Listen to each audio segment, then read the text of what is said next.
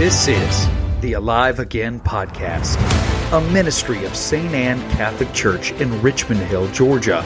On this podcast, you will find homilies and talks by Father Dawid, our pastor, and guest homilies from visiting priests.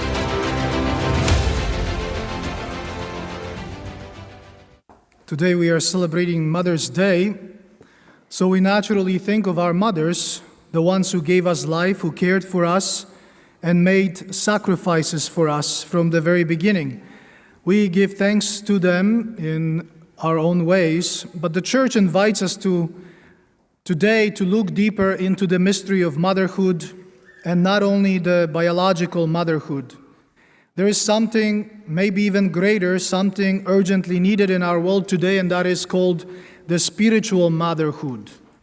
The world today is in need, a great need of great mothers, spiritual mothers, mothers after the example of the holy women of the gospel, not only in the natural sense, but in the spiritual sense, especially. Our culture, as you know, is deeply wounded, and God is calling women to take part in His work of healing and salvation by embracing the fullness of their vocation. Spiritual motherhood is not reserved for just a few, those that we put on nice religious objects or images, but it is available to every woman. Yet it is often misunderstood and as a result too often neglected. We speak frequently about the crisis of fatherhood, crisis of manhood, but the same crisis exists in motherhood and femininity. What is spiritual motherhood, and why should it matter even for us men?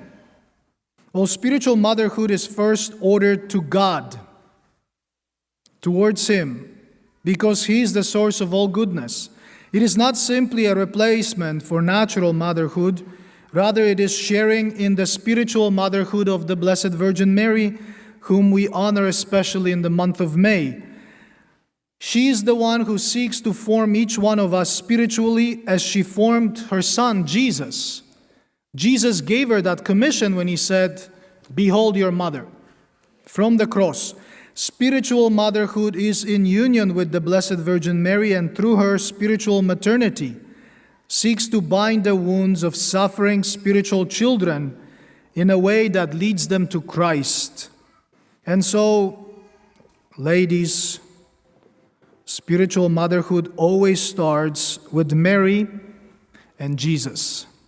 To understand this more clearly, we turn to Saint Edith Stein, or also known as Saint Benedicta of the Cross. She was a Carmelite nun, but before that she was a Jewish woman, a philosopher, a great philosopher, a teacher, academic teacher, and she reflected a lot on the role of women in the Christian community.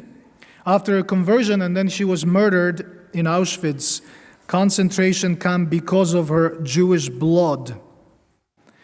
This is what she says: "For an understanding of the unique feminine nature, let us look to the pure love and spiritual maternity of Mary, the mother of Jesus.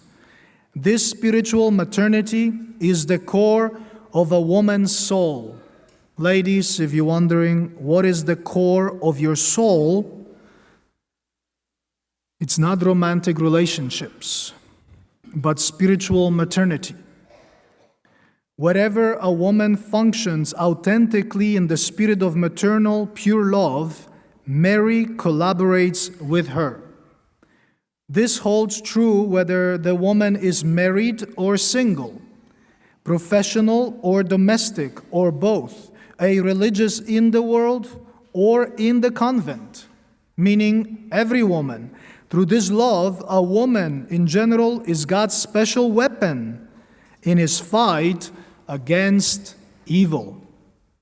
Her intrinsic, and so the deepest value, is that she is able to do so because she has a special susceptibility for the works of God in souls, her own and others. We know that you ladies are just naturally more pious, more susceptible to the divine. She relates to others in a spirit of love. This means that spiritual motherhood is not something passive, but it is active and it is powerful. It becomes a real force against evil when united with the Immaculate Heart of Mary and the Sacred Heart of Jesus.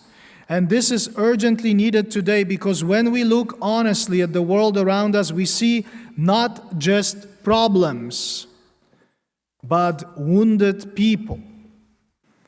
Catholic author Constance Hall writes, "There is so much evil in our world today. Countless young men and women, people of all ages, are trapped in the lies of the flesh. Pornography, other addictions that create what? Lies and manipulation already in teenagers and then in marriages, if not confronted, not confessed, not dealt with. The chaos of the world affects all of us, and the lies of the devil become normality in today's world. Too many are profoundly wounded and struggling to continue going on. They battle mental health issues, suicide attempts, trauma, rejection, wounded sexuality, loneliness, addiction, and isolation because they have no family to rely on or no good relationships with their father or mother. They do not know actual love. And this is not some problem out there in the world, pagan world. It is a crisis in our own pews." Dr. Alice von Hildebrand went so far as to say spiritual motherhood is more important today than even biological motherhood. Why is that?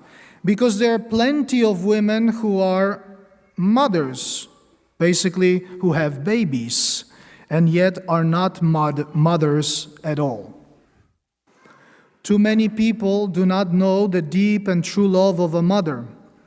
We can fill that void by remembering women to embrace, by reminding women to embrace spiritual motherhood, by allowing the Holy Spirit to expand our hearts beyond the walls of our own homes. These words are meant to wake us up, and this emptiness caused by lack of love can be filled, but only if hearts are open to something greater. And so Edith Stein again helps us see that this calling must go beyond natural boundaries when she says, "Everywhere the need exists for maternal sympathy and help, and thus we are able to recapitulate in the one word, motherliness, that which we have developed as the characteristic value of women. Only the motherliness." This is actually elevating you, ladies. It's not diminishing you. It's not closing you in something. It's elevating you. Only the motherliness must be that which does not remain within the narrow circle of blood relations or of personal friends, but in accordance with the model of the Mother of Mercy, Blessed Virgin. It must have its roots in universal divine love for all who are there, weary and burdened. In other words, true motherhood does not remain limited to just your own children. It expands, it reaches beyond family, beyond comfort, beyond what is convenient. It becomes a reflection of God's own love. And this leads to a very practical question. Where do we begin? Well, you can begin today to bind the wounds of those our Blessed Virgin Mary sends to you. Have you thought about this, that the Blessed Virgin Mary may be sending people to you so that you can touch them with your kindness, with your spirituality, with your motherliness? And they are not your children, actually. They may be a priest. They may be a young person. They may be an old person. They may be a stranger. They may be a husband or even a friend. Spiritual motherhood transcends natural limitations. Age is irrelevant. Your state in life is irrelevant. Your feeling of unworthiness and imperfections are irrelevant.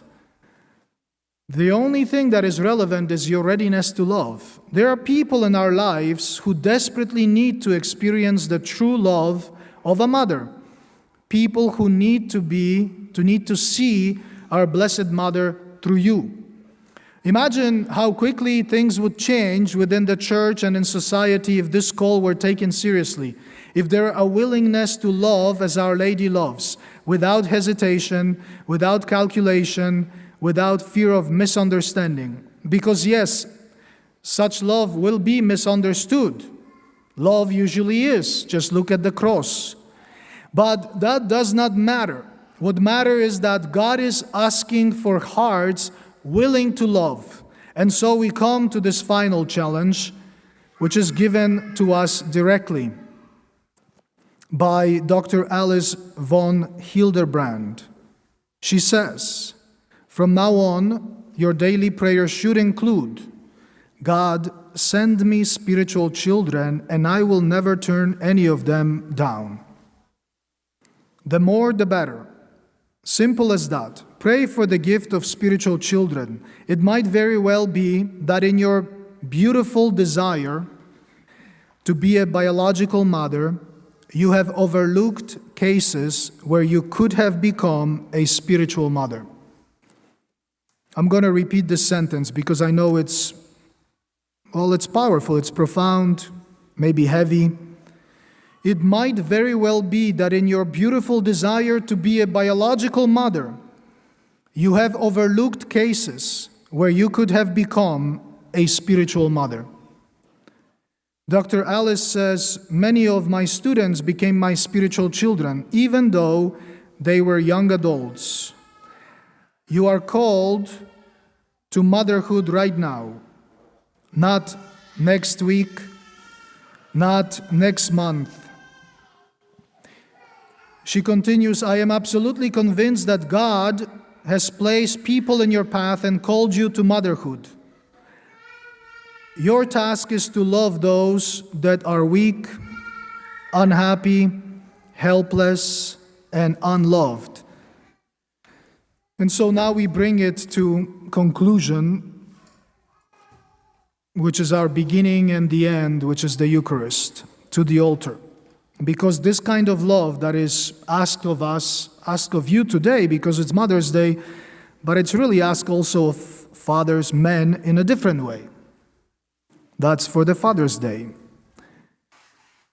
It is not something that we can will, or we can wish, or we can obtain by effort alone. We cannot generate things like that. It must be received from Jesus Christ Himself, and He is the source and the summit, and of course that is the Eucharist. It flows from His heart. Here in the Eucharist we encounter the love that forms spiritual mothers.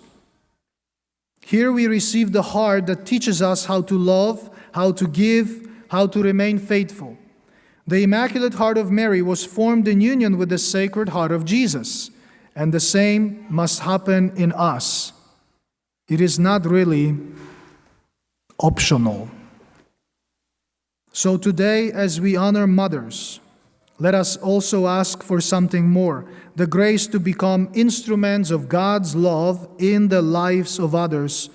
And as we come forward to receive Holy Communion in the state of grace, let us ask that His heart may begin to shape ours, so that through us, others may finally encounter the love they have been searching for. Thank you for listening. If this podcast helped you grow in your Catholic faith, consider subscribing, sharing with others, liking, or leaving a review wherever you listen.